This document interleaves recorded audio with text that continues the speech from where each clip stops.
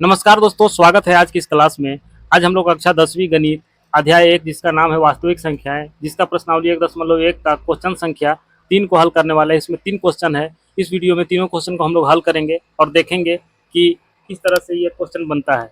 यहाँ पे क्वेश्चन में लिखा हुआ है भाज्य गुणनखंड विधि द्वारा निम्नलिखित पूर्णांकों के एचसीएफ और एलसीएम ज्ञात कीजिए। जैसा कि हमने पिछला वीडियो में आपको एचसीएफ और एलसीएम ज्ञात करने के लिए बताया था, तो चलिए इसमें देखते हैं। सबसे पहला क्वेश्चन जैसा यहाँ पे लिखा हुआ है आपका, आप देख सकते हैं। पहला क्वेश्चन है 12 और 15 और 21 का क्या करना है, एचसीएफ ज्ञात करना है। तो बारी बारी से इन सभी को हम लोग क्या करेंगे कि सबसे पहले अभाज्य गुणनखंड विधि द्वारा ज्ञात करना है, इसलिए सबसे पहले इन संख्याओं का हम लोग अभाज्य गुणनखंड निकालेंगे। तो चलिए सबसे पहले हम लोग लिखते हैं हल। हल लिखते हैं। हल लिखने के बाद सबसे पहले 12 का अभाज्य गुणनखंड निकालते हैं। तो कितना से कटेगा, अब 2 से काटिए, 2 छक 12, फिर 2 तिया 6, फिर 2 से, इस तरह से ये 12 का अभाज्य गुणनखंड निकल गया। अब इस तरह से हम लोग किसको निकालेंगे, 15 का निकालेंगे। 15 का निकालेंगे तो क्या है, 15 को हम लोग लिखेंगे 3 पचे 15, इस तरह से काट सकते हैं। 21 को भी निकालेंगे तो क्या होगा, 3 सत्ते 21। तो हम लोग लिख सकते हैं कि 12 का अभाज्य गुणनखंड हमारे पास क्या आ गया, 12 का अभाज्य गुणनखंड जो है हमारे पास वो आ गया 2 गुने 3। इसी तरह से 15 का क्या आया, तो 15 का आप देख सकते हैं यहाँ पे 15 का लिखा हुआ है आपको 3। तो आप देख सकते हैं 15 का लिखा हुआ है अभाज्य गुणनखंड, यानी कि 3 गुने 5 हम लोग लिख सकते हैं 3 गुने 5। और इसके बाद जो है सो 21 का क्या आया हुआ है, तो 21 का आया हुआ आप देख सकते हैं 3 गुने 7 आया हुआ है। तो हम लोग लिखेंगे 3 गुने 7। तो हमने आपको बताया है पिछला वीडियो में, अगर आप नहीं देखे हुए हैं तो लिंक डिस्क्रिप्शन में डाला हुआ है, आप जाकर देख सकते हैं। पिछला क्वेश्चन में हमने बताया कि एचसीएफ जो है वो कितना भी संख्या क्यों ना हो, अगर तीनों में मिलता, तीन संख्याओं का अगर अभाज्य गुणनखंड का एचसीएफ निकालना है तो तीनों में जो सेम आएगा वही इसका एचसीएफ होगा। तो आप देख सकते हैं कि यहाँ पे हमारे पास 3 है, यहाँ भी 3 है और यहाँ भी 3 है, ठीक है। तो बाकी कोई मैच नहीं कर रहा है तीनों में, आपस में नहीं कर रहा है तो वो एचसीएफ नहीं होगा, लेकिन ये तीनों मैच कर रहा है आपस में, इसलिए इसका एचसीएफ हम लोग 3 लिखेंगे। तो लिखेंगे क्या, लिखेंगे 12 15 21 का एचसीएफ जो है, एचसीएफ जो है वो हम लोग क्या लिख देंगे, हम लोग लिख देंगे 3 है। एलसीएम ज्ञात करने के लिए 12 15 21 का एलसीएम ज्ञात करने के लिए बहुत ही आसान है। हमने बताया कि जो एचसीएफ है पहले आप उसको लिख दीजिए, और जो मैच नहीं कर रहा है आपस में उन सभी संख्याओं को आप लिखिए। जैसे कि यहाँ पे 2 नहीं है, इन संख्याओं में 2 नहीं है, तो हम लोग क्या करेंगे, इस 2 को लिखेंगे, इस 2 को लिखेंगे, 5 को लिखेंगे और 7 को लिखेंगे गुना में। तो यहाँ पे हम लोग 2 लिख देंगे, फिर 2 लिख देंगे, फिर इस 5 को लिखेंगे और फिर 7 को लिख देंगे। गुना करेंगे तो क्या होता है, देख सकते हैं 3 दूना के 6, 6 दूना के 12, 12 पच्चे 60, 6 सत्ते 42, 420 आ गया। तो इस तरह से हम लोग लिख सकते हैं कि हमारा जो एचसीएफ है वो है 3 और एलसीएम जो है वो है 420। यही आपका क्या हो जाएगा, आंसर हो जाएगा। चलिए अब अगला क्वेश्चन को देखते हैं। जैसा कि अगला क्वेश्चन हमारा है 17 23 और 29। तो इसका एचसीएफ हम लोग को ज्ञात करना है, एलसीएम भी ज्ञात करना है। तो हम लोग सबसे पहले क्वेश्चन को एक बार लिखते हैं। क्या है, 17 है, 23 है और 29 है। 29 सबसे पहले इसका अभाज्य गुणनखंड करेंगे, तो सबसे पहले लिखेंगे हल। हल लिखने के बाद सबसे पहले हम लोग 17 का अभाज्य गुणनखंड निकालेंगे। तो आप देख सकते हैं कि 17 किससे कटेगा, 1 से ही कट सकता है, बाकी किसी से नहीं कटेगा, या फिर 17 से ही कटेगा।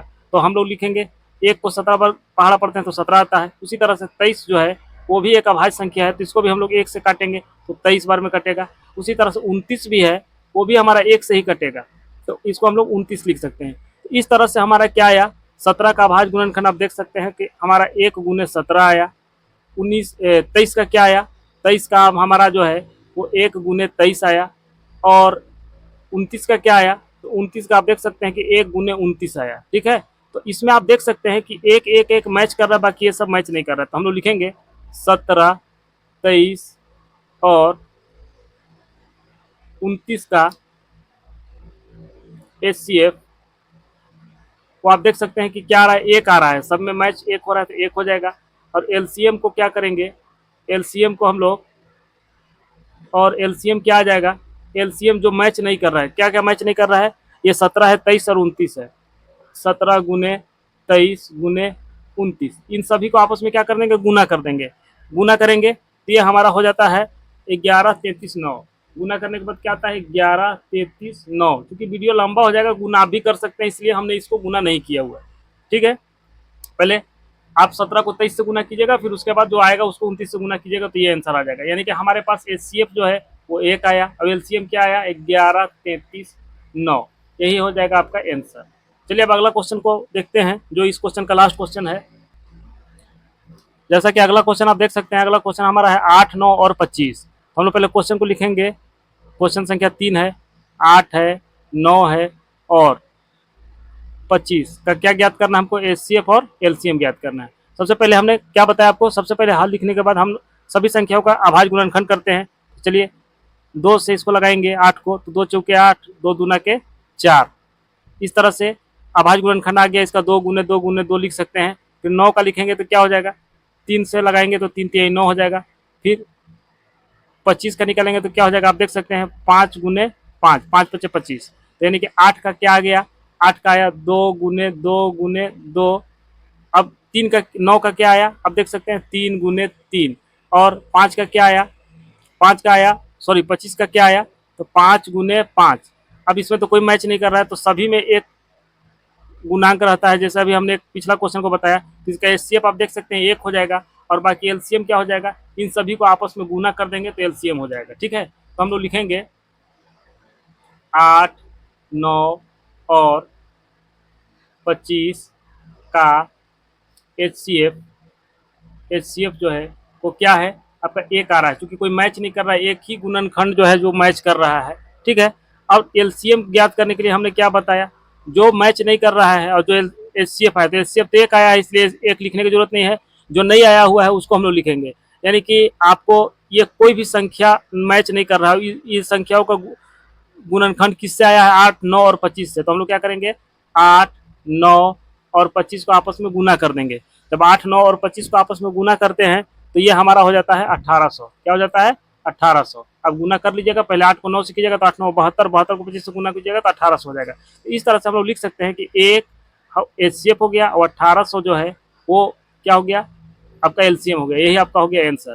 तो ये क्वेश्चन यही खत्म होता है। अगर वीडियो पसंद आया हो तो वीडियो को लाइक कर दें, चैनल को सब्सक्राइब करें और बेल आइकन को दबा दें और दोस्तों में शेयर करें। ठीक है, अभी नया नया चैनल है इसलिए आप लोग सब्सक्राइब करके सपोर्ट कीजिए, और यूं ही आगे वीडियो ऐसे ही हम अपलोड करते रहेंगे। धन्यवाद।